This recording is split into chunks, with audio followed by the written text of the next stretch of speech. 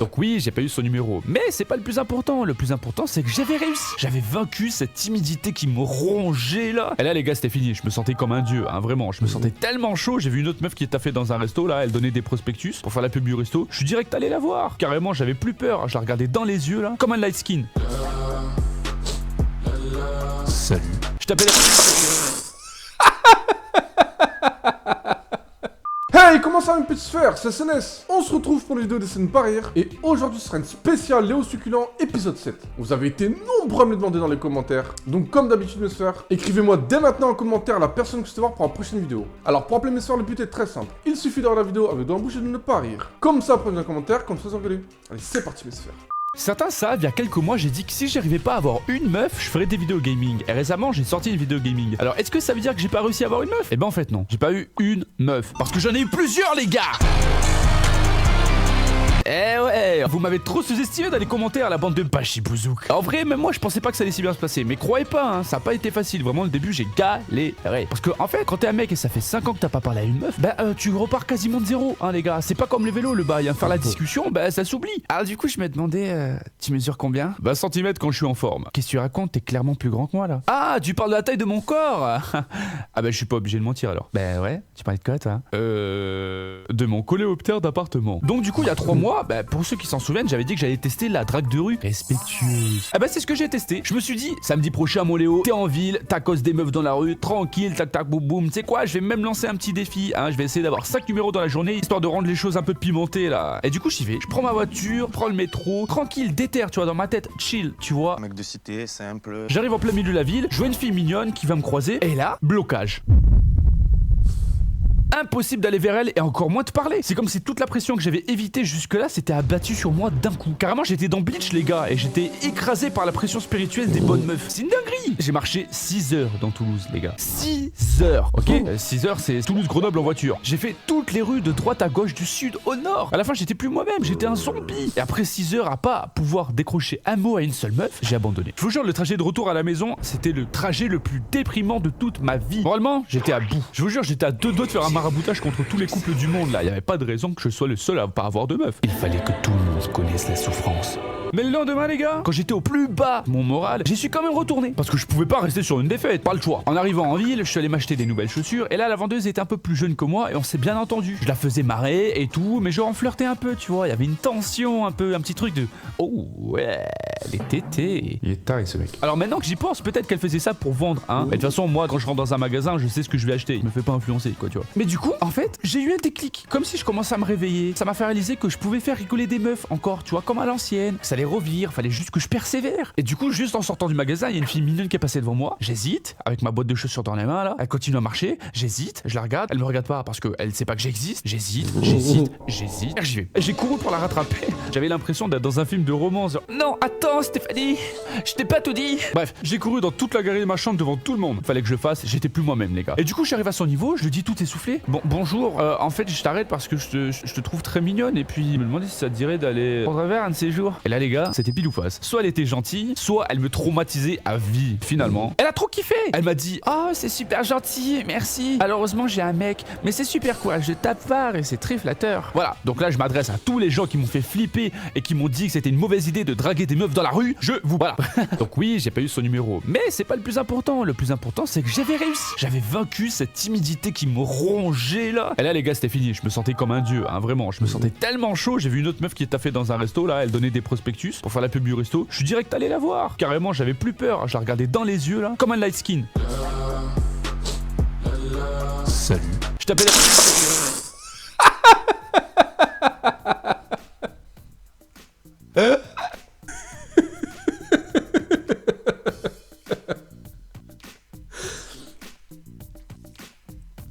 Oh, j'imagine la scène. Il est trop drôle son. Salut. Ouh, ah, ça commence bien. Carrément, j'avais plus peur. Je la regardais dans les yeux là, comme un light skin. Salut. Je t'appelle à discuter avec elle, pourquoi elle t'a fait là, si elle était étudiante, blablabla, petite vanne, elle rigolait un peu, machin, on se marrait bien, et d'un coup, en parlant avec les mains, elle fait tomber tous ses papiers par terre. Moi, dans ma tête, je me dis, la pauvre, je la trouble. Je te jure, dans ma tête de mongol, je me sens comme ça. Mais mais il va pas m'aider à ramasser mes papiers. Du coup, j'ai commencé à l'aider à ramasser ses papiers. Ça partait en K-drama le truc. J'étais dans un animé, les gars. Attends, je vais t'aider. Merci. Il y en a tellement. Merci de m'avoir aidé à tout ramasser. T'inquiète, c'est normal. Et je me demandais, ça dirait pas d'aller prendre un verre? J'ai un mec. Ah, encore, mais c'est pas possible. Tout le monde est en couple sur cette planète. Mais alors, t'as toujours pas de meuf en fait. Mais attends, c'est là que les choses se corsent. À ce moment-là, je me suis dit, bon, il y a des endroits où les meufs vont pour trouver quelqu'un. Et ces trucs, ça s'appelle des soirées, les gars. Et du coup, je me suis dit, ok, personne que je connais fait soirée pour l'instant. Mais moi, j'ai pas envie d'attendre parce que je me suis lancé un défi. Dans 3 mois, on va se foutre de ma gueule sur ma chaîne YouTube. Ce qui est le cas d'ailleurs. Merci à vous. Du coup, je vais aller en ville tout seul. Je vais aller dans les bars, je vais aller dans les boîtes de nuit tout seul. J'étais stressé, hein, qui va en soirée en ville sans personne. Et pour me déstresser, je me suis dit, attends, mais tu sais quoi, je vais me filmer. Et du coup, je me suis filmé comme si je faisais un vlog. J'avais jamais prévu de vous le montrer, mais finalement, cette vidéo elle est bien, tu vois, parce qu'elle montre vraiment que j'étais pas serein. On est samedi soir, je vais aller en ville, j'ai jamais fait ça de ma vie, ça va être. Je pense que ça va être désastreux. Ça va être terrible. Bon, je vous tiens, update. Vas-y, à plus. Ah ouais, hein, je vous mens pas. Tout ce que je raconte est véridique, les gars. Donc hop, j'arrive au centre-ville de Toulouse. Encore. C'est la nuit, il y a plein de monde partout, mais personne pour moi. Je me dis que peut-être c'est une bonne idée d'aller au bord de la Garonne qui passe dans Toulouse. C'est un endroit cool et là-bas il y a plein de bars et plein de meufs. J'y vais et comme j'aime bien me lancer des petits défis parce que je suis un gamin, je me dis que je vais y aller sans GPS. Résultat, 5 minutes plus tard, je suis totalement paumé. Et comme je fais partie de ces gens bizarres qui parlent tout seul, je dis à voix haute, je sais plus où je suis là. Et là j'entends une voix derrière moi qui me dit, hey, toi aussi t'es tout seul ce soir? Je me retourne et je vois un mec de mon âge avec un demi-sourire qui me regarde en tapant la pause. Les gars, on aurait dit un film, genre des retrouvailles entre deux potes qui s'étaient plus vus après la guerre. Mais c'est ce bon vieux Jackson.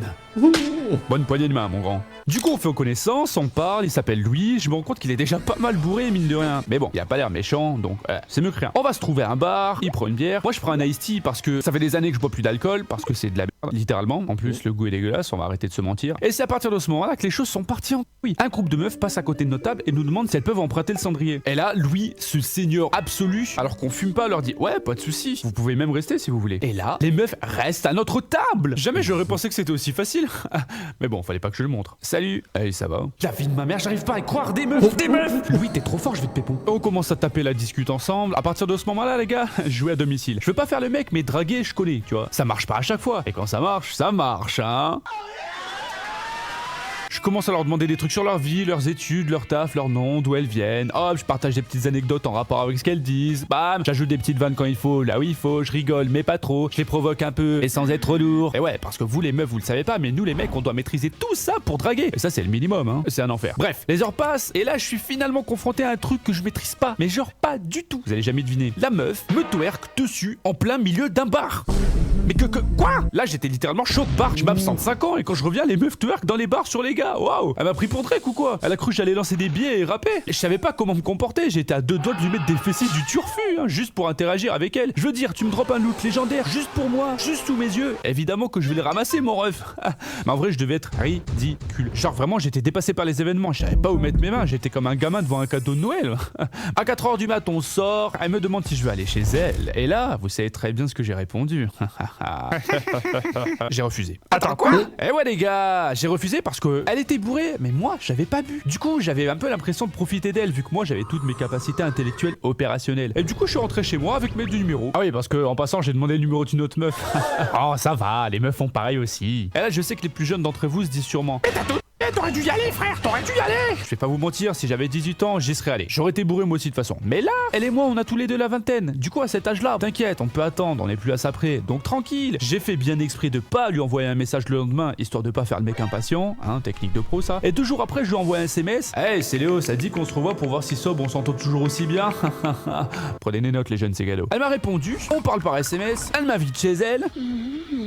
C'est l'heure de faire des bêtises. Au final, on a enfin joué au Twister dans sa chambre toute la nuit.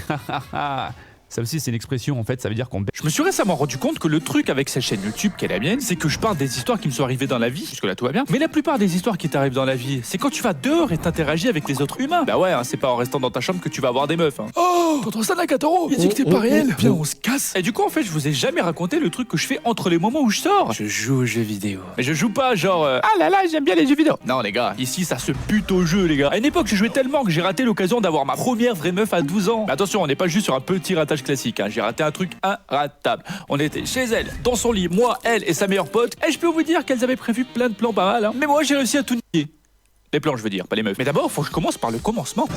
Aujourd'hui, tout le monde parle de PS5, genre c'est la console hype. Et moi, quand j'étais gamin, le prime des consoles, c'était la PS2. Elle venait juste de sortir. Ouais, j'ai vu. Et c'est la première console que j'ai eue. Mais ça n'a pas été facile de convaincre mon père d'en acheter une. Hein. J'ai dû faire des négociations à n'en plus finir. Mais finalement, mon père a pas acheté la console parce que j'ai accidentellement cassé leur lampe de mariage en faisant un foot dans le salon. Bon, moi perso, j'avais pas vu l'accident venir. Hein. J'ai tiré un coup franc, c'est parti en lucarne, la lampe de mariage a bouffé le sol. Bon, c'est des choses qui arrivent dans un match de foot. Mais du coup, comme punition, mon père nous a pas acheté la Play pour mon anniv cette année. Bon, après, faut le comprendre, j'avais déjà cassé 2 miroirs de mariage, la vitre de la porte d'entrée et le nez d'Adrien. Tout ça dans le même mois d'avril. Et sans faire exprès, hein. Donc, je précise, je suis pas un terroriste. Hein. Mais j'avoue que les darons, je les avais un peu tendus. Hein. Félicitations. Vilain garçon. Et finalement, l'année d'après, on a enfin eu la Play. Et ce qui est marrant, c'est que nos parents n'y connaissent vraiment rien en jeux vidéo. Tellement rien que pour nos anniversaires, ils nous achetaient n'importe quel jeu au pif, littéralement. Et c'est comme ça qu'à mon anniv de mes 11 ans, je me suis retrouvé avec un petit jeu pas violent du tout, exactement fait pour les jeunes de mon âge. Je sais pas si vous connaissez, ça s'appelle God of War 2. Voilà, pas violent du tout. En plus, ma mère, elle était choquée quand elle passait devant le jeu, genre c'était une révélation. Genre dans le magasin, mes parents ont vu la pochette du jeu, ils se sont dit ce gentleman m'a l'air tout à fait accueillant.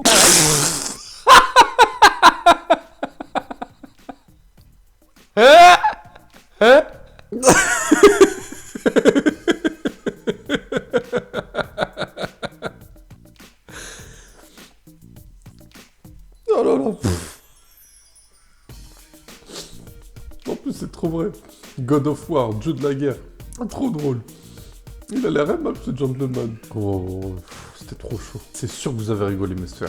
En plus, ma mère, elle était choquée quand elle passait devant le jeu, genre c'était une révélation. Genre dans le magasin, mes parents ont vu la pochette du jeu, ils se sont dit ce gentleman m'a l'air tout à fait accueillant. Bah ouais, j'avoue, ça doit être un jeu rigolo, je pense, comme du golf. Allez, on le prend. Pas violent du tout. Moi et mes frères, on a fini le jeu 5 fois chacun, et finalement, on a tous bien tourné en vrai. Hein. Tant que personne ne va aller voir dans nos sous-sols. D'ailleurs, c'est pas pour flex, mais on a fini tous nos jeux de notre enfance minimum 2 fois. Parce qu'on aime ça, tu vois. Pour vous dire comment j'étais un peu trop à fond sur les jeux vidéo, un jour, mon père s'était découpé la main à la tronçonneuse en voulant couper un arbre, une activité comme une autre à la campagne. Et moi, comme un abruti, j'étais content. Parce que comme mon père s'était fait mal, ils étaient allés à l'hôpital, et du coup, ça veut dire qu'on avait plus de temps pour jouer à la Play.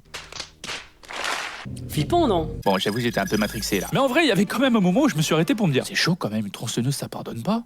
Allez, ça reprend. Ah ouais, le jeu, attendez-moi. Après, pour ma défense, quand t'es gamin, tu crois que ton père est indestructible. En plus, le nôtre, il se faisait mal régulièrement en bricolant. Il bricolait tellement, dans le milieu, on l'appelait Bob. J'adore rire. Rassurez-vous, sa main a eu 32 points de suture, mais pour avoir mangé des bonnes grosses torgnoles de maçon, je peux vous dire que sa main marche encore super bien. Moi, mes frères, on était de gros joueurs. Mais le truc qui est le plus différent de maintenant, c'est qu'à l'époque, jouer aux jeux vidéo, c'était vu comme pas cool du tout. Et ouais, les gars, dans mon collège de campagne, ceux qui jouaient aux jeux vidéo, c'était pas les mecs cool, hein. C'était les nerds, c'était les geeks, c'était les intellos. Alors qu'un télo, c'est même pas une insulte, hein. Les mecs cool au collège, qu'est-ce qu'ils faisaient alors, vous allez me dire? C'est facile en fait, si tu voulais être mec cool dans mon collège à l'époque, il fallait fumer et boire de la bière derrière le gymnase. Spoiler, ils ont tous leur vie. Personne l'a vu venir. Bref, les gamers, on n'avait pas la cote auprès des meufs, et moi, j'allais pas améliorer notre image, hein. On se retrouve donc avec la situation dont j'ai parlé tout au début, que je vais appeler l'incident de Shibuya. Non, je plagie pas du tout sur un animé, non, pas du tout, c'est mon idée. En gros, quand j'étais en 6ème, il y avait une fille de ma classe qui m'invite à son anniv, je suis censé dormir chez elle, parce que comme j'habite à la campagne, j'habite super loin, et mes parents, ils avaient la flemme de revenir à minuit, 11h, là, tous taper la route pour aller me chercher. Il ne reste plus que moi, la meuf et son ami. Je vous ai parlé des détails, mais en fait, cette fille m'a dit qu'elle m'aimait pendant la soirée, je lui ai dit que moi aussi, etc. Bref, on se retrouve à minuit dans son lit, je sais même pas pourquoi, voilà, l'instinct peut-être. Et elle s'approche de moi en laissant des indices de ce qu'elle avait envie de faire pendant toute la soirée, hein. C'était pas du tricot. Et là, c'est le drame. Je vois qu'elle a une Nintendo DS sur sa commode. Pour ceux qui connaissent pas, c'est la grande sœur de la Switch. Et les gars, j'ai fait une nuit blanche à jouer à Mario 64 avec 2 filles dans mon lit. Et le pire, c'est que je comprenais pas pourquoi elle était vénère. Quel culot. Mais en vrai, je regrette pas du tout. J'ai passé une bête de soirée, j'ai joué H24, c'était trop bien. Alors j'avoue, être somnambule, c'est marrant. Mais des fois, c'est un peu chiant quand même. Comme par exemple la fois où, je sais pas moi, j'ai sauté de mon lit superposé dans mon sommeil et je me suis brisé la clavicule. C'est cet os ici, là. Ça fait mal. Je sais pas comment j'ai fait, mais tout ce que je sais, c'est que je me suis réveillé par terre avec une douleur extrême. Je pense que ça s'est passé comme ça. Sauf que moi, dans mon lit superposé, c'était encore pire. Il y avait des barrières. Donc ça veut dire que je suis volontairement passé par-dessus la barrière pour m'écraser de la manière la plus violente par terre au sol. Carrément, j'ai fait un saut olympique. Et c'est fou vraiment parce que j'ai aucun souvenir d'avoir sauté de ce lit. Littéralement, j'ai l'impression de parler d'un double maléfique qui fait des trucs horribles pendant que je dors. Oui, allô? Bonjour, je voudrais commander une pizza s'il vous plaît. Très bien, monsieur, laquelle? Une pizza au pamplemousse. Ah, l'horreur. Bref, le temps que je revienne de l'hôpital, mon père avait déjà découpé le lit superposé en deux. Et pourtant, je suis revenu vite de l'hôpital. Hein. Parce qu'en fait, quand tu te casses la clavicule, eh ben on te met pas de plâtre, hein. On te met juste des bretelles. Moi, j'étais déçu parce qu'un plâtre, forcément, c'est bien plus cool. Tu peux te la péter et tout. Genre, bah écoute, j'étais fondu une meuf contre 25 mecs et tout. J'étais en train de tomber les 25 mecs, mais bon, il y en a un 26ème qui est arrivé. Et puis moi, tu vois, genre 25 c'est ma limite, hein. Personne n'est parfait, quoi. Ah, mais Léo, t'es trop courageux. Avec un plâtre, voilà, tu peux mytho. Alors qu'avec des bretelles, qu'est-ce que tu peux faire? J'avais plus de ceinture, mon papy m'a prêté ses bretelles. D'accord, mais t'es qui en fait? Genre nul, c'est nul. T'impressionnes personne à l'école avec ça. Et en plus, pour couronner le tout, j'arrive le lendemain avec mes bretelles de papito là. Et là, il y a un pote comme par hasard. Il a trouvé que c'était une bonne idée de venir en fauteuil roulant parce qu'il s'était cassé une jambe et un bras la veille. Oh, ça va, tu t'es pas trop fait mal? Ah si, je me suis explosé, ça faisait mal, c'était vraiment un enfer. J'arrive toujours pas à dormir. Frimeur. Mais j'ai quand même poussé sa chaise roulante, hein, parce que j'avoue c'était marrant. Hop. Ça t'apprendra à me voler la velette, parce que ça peut être handicapant ce truc mine de rien. Genre, j'ai lu un article d'un mec qui avait égorgé sa femme pendant son sommeil parce qu'il était somnambule quand il l'a fait. Et quand j'ai appris ça pour la première fois, j'étais trop flippé. J'étais là en mode non, je vais pas égorger mon bébé. Oh. Mais maintenant que je suis adulte, je me dis le mec a fait une crise de somnambulisme, il allait dans la cuisine chercher un couteau, il est revenu dans sa chambre pour transformer sa femme en kebab. Je sais pas, ça me paraît un peu bizarre cette histoire quand même, hein. Ça sent un peu l'excuse, hein. Le mec il a cru que son procès allait se passer comme ça. Je vous jure, monsieur le juge, j'ai pas fait exprès. Mais enfin, monsieur, vous avez tué votre femme et vous avez enterré les morceaux aux quatre coins de la France. Vous foutez de moi ou quoi? Mais non, mais en fait, je dormais, monsieur, je suis somnambule, moi.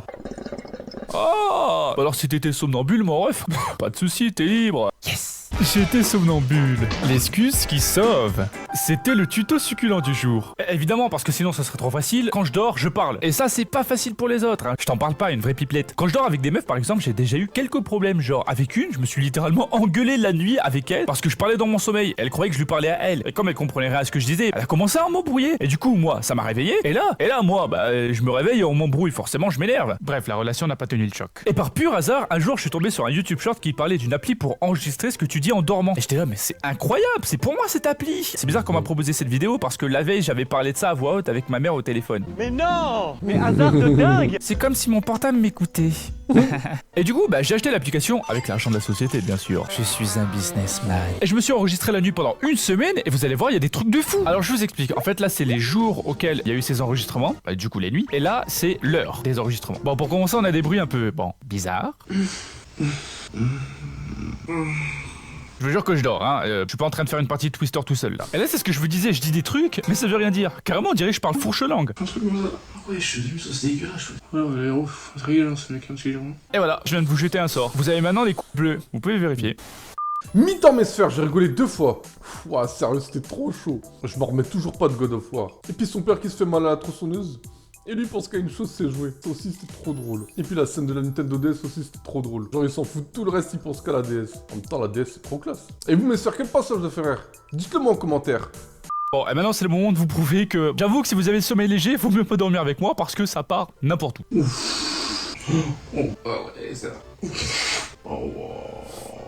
Il est parti là. Il était parti de vitesse. Ça. Quoi?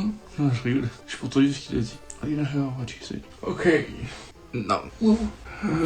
En vrai, jusqu'à maintenant, on peut se dire ça passe. Je me tape des discutes dans la nuit, tranquillou. Mais s'il y avait que ça, première nuit que j'installe l'application, première nuit. Je sais pas ce qui se passe dans ma tête, mais je fais ça. C'est chaud.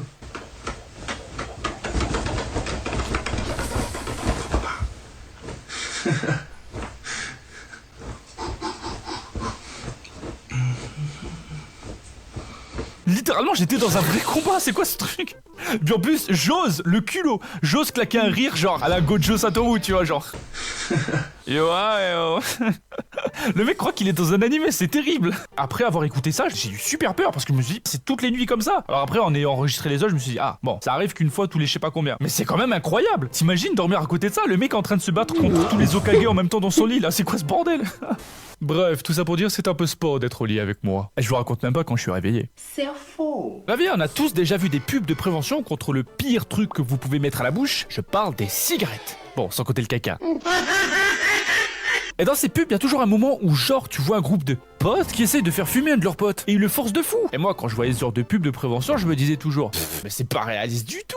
Pourquoi ils voudraient forcer le mec à fumer alors qu'il a pas envie du tout? S'il dit non dans la vraie vie, ils vont juste le laisser tranquille. Eh bien, figurez-vous que non, ils le laissent pas tranquille. Et je le sais parce que ça m'arrivait à moi quand j'avais 11 ans. Bref, pour ceux qui ont fait calcul, ouais, à 11 ans j'étais en 6ème. Et c'est la première année où si tu finis en avance, tu peux sortir du collège tranquille. Tant que t'as une signature de tes parents, c'est bon. Ah ça, bon, il y a peut-être moyen que la signature a été falsifiée pas mal de fois par moi. Mais ça, c'est des rumeurs, hein. Rien n'a été prouvé par personne. Je sais pas pourquoi tu parles de choses comme ça, t'as peut-être des échos, je sais pas. Du coup, évidemment, vous me connaissez. J'ai du temps libre, donc immédiatement, je le passe chez une fille.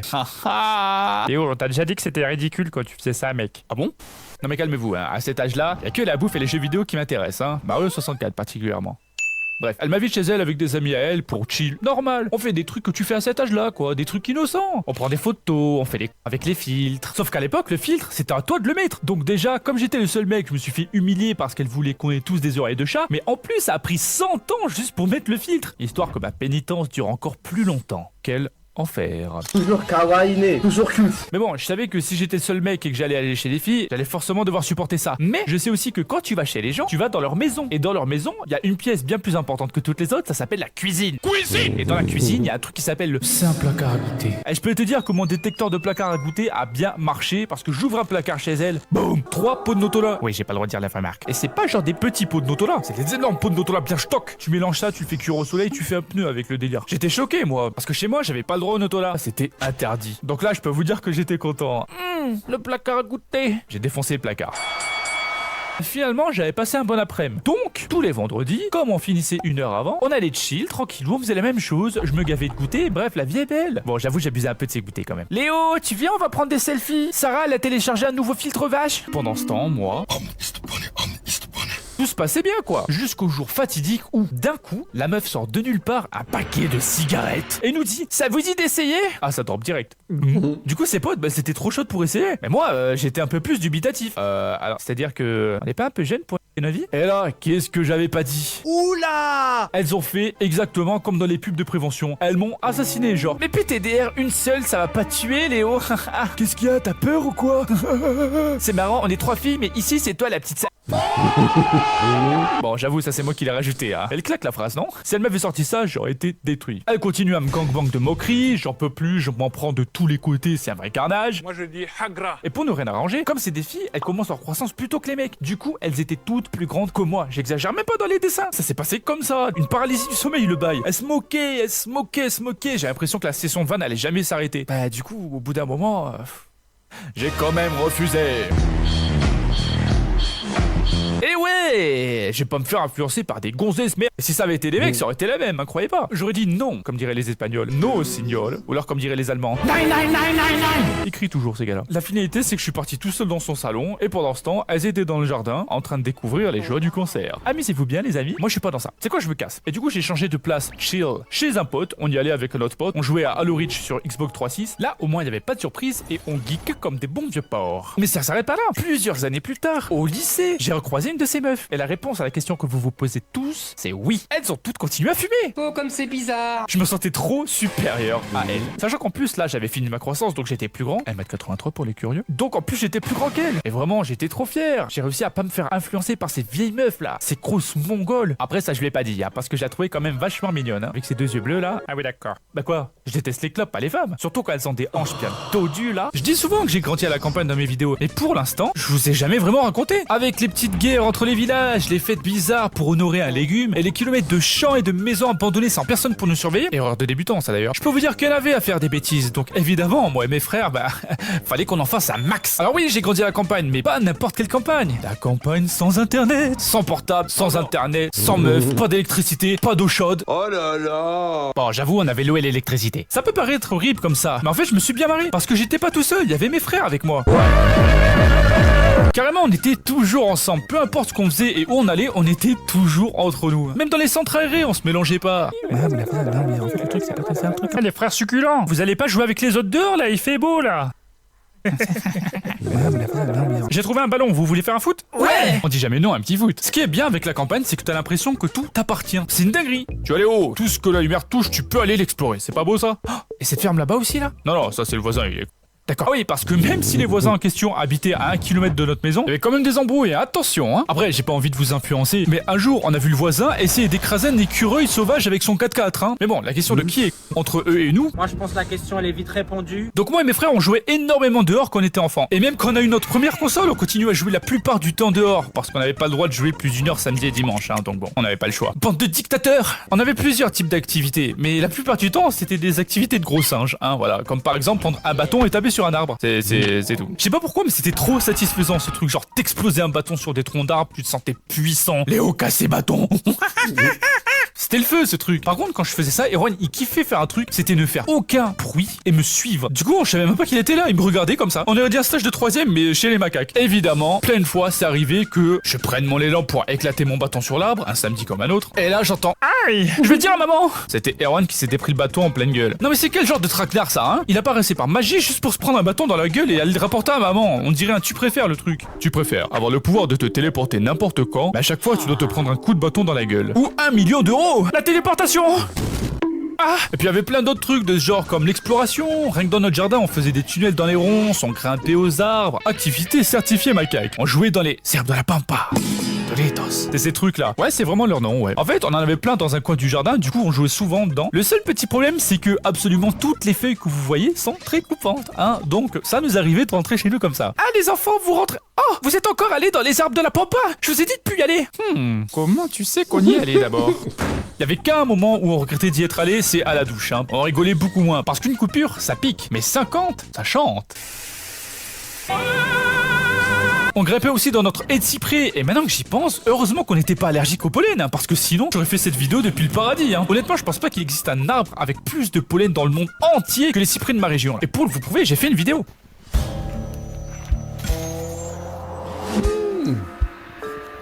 Calmez-vous les pros de GeoGuessr là, c'est pas notre jardin, c'est à quelques kilomètres de chez mes parents. Mais vous avez vu? Ça gaz moutarde le truc. Et nous on respirait ça tranquillou là. Après je sais pas si c'est bon ou mauvais pour le corps, hein, donc dans le doute faites pas ça. Dans le fond, plus j'y pense, plus je me dis qu'on était un peu sauvage, hein. Genre je me souviens un jour, j'ai chassé un frelon avec une épuisette et je l'ai tué avec une brique parce que ma mère nous avait dit qu'un jour elle s'était fait piquer par une guêpe et que ça lui avait fait super mal. Du coup, bah il fallait qu'on la venge. Tu as voulu attaquer ma famille, la familia. Quelle insolence. Erwan, ramène la brique.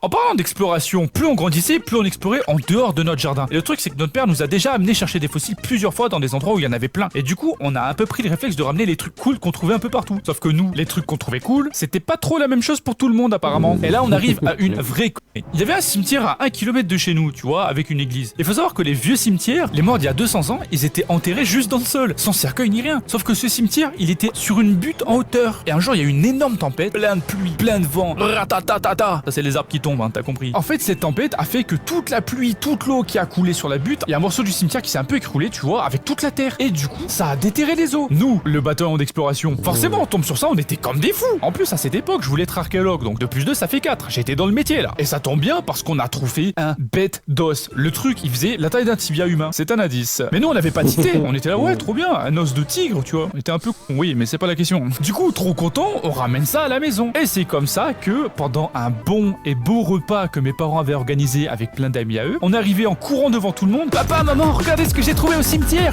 J'ai claqué l'os sur la table comme si c'était un artefact puissant. Tous les invités nous regardaient et ils étaient choc-barre. Il y en a en plus, ils venaient de la ville, ils ont dû se demander où ils étaient là. Ils étaient blancs comme du linge. Il y a même une meuf limite, on se demandait si elle avait pas clamsé. Et mes parents, évidemment, ils avaient honte. Ils étaient pas bien les darons. Et vous savez qui était pas bien juste après? C'est nous! 3 champions qui ramassent n'importe quoi par terre! Parce que je peux vous dire qu'on n'a pas passé une super fin de soirée, hein. Il y a le distributeur de fessées qui a fait des heures sup, hein. Carrément mes fesses s'en souviennent, hein.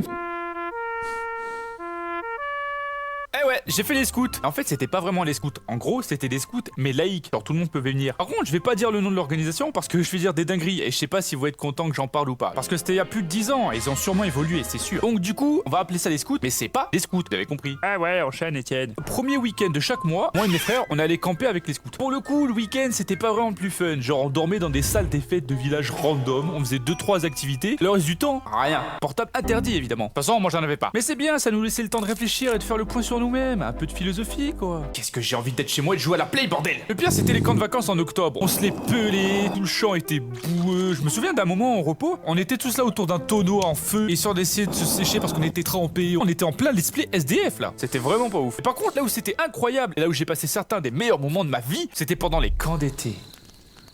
Ah ouais, ça c'est la vibe. Forcément, t'es ado, t'es lâché dans la forêt, tu fais des activités de fou, tu construis le QG de l'équipage. C'est Minecraft le bail. Tout le monde a un rôle. Mais surtout en ce qui me concerne, tu fais plein de conneries. Vous étonnez pas si je parle pas trop de mes petits frères, parce que déjà on était avec nos propres potes, et puis de toute façon on était presque jamais dans le même camp de vacances, parce qu'ils étaient dans la catégorie d'âge des plus petits. Ça s'appelait le groupe des louveteaux. Mauvaise nouvelle.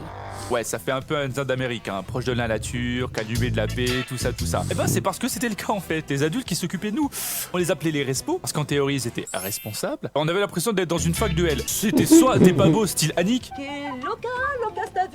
très sympa par contre, vraiment des crèmes, soit des teufeurs, fallait leur parler assez fort. Et il y avait même un SDF. Lui j'avoue il était un peu bizarre, parce que quand il était vénère, en fait il partait tout seul, parce que sinon il voulait taper tout le monde. Moi j'avoue j'avais une grande gueule. Du coup je me suis dit, instinct de survie, ce mec, je vais essayer d'éviter au maximum les interactions avec lui, ou alors de loin avec un bâton, tu vois, histoire de pas me faire encastrer dans le sol. Et ça a marché, parce que je me suis jamais fait encastrer par lui. Je dis par lui parce que j'ai eu un petit problème dans ce domaine à un moment. Quand j'ai commencé ces scouts, j'avais 11 ans. Et c'est une des quelques fois où ma grande gueule m'a mis dans la merde. En fait, dans ces scouts, on était groupés par équipage. C'est des équipes avec qui tu manges, dors, c'est un peu ta team, c'est un peu ton district dans Hunger Games. Et ce moment, je me souviendrai toujours parce que c'est le moment où j'ai arrêté d'être un enfant. Dans cet équipage, on était juste 3. Il y avait moi, j'avais 11 ans, et 2 mecs d'environ 16 ans. On va les appeler Loïc et Thomas. À ce moment-là, on était en totale autonomie. Du coup, Loïc faisait à manger, et là, les steaks hachés, je sais pas pourquoi ils explosent, et ça envoie une bonne grosse goutte d'huile bien bouillante dans l'œil de Loïc. Forcément, il a crié de douleur. En même temps, sa rétine, elle était en train de cuire comme un œuf au plat. Normal qu'il ait mal. Mais moi, je suis un petit décolleur, je suis toujours prêt à décoller. Immédiatement, je dis, oh, recule-toi Thomas, il a une vision.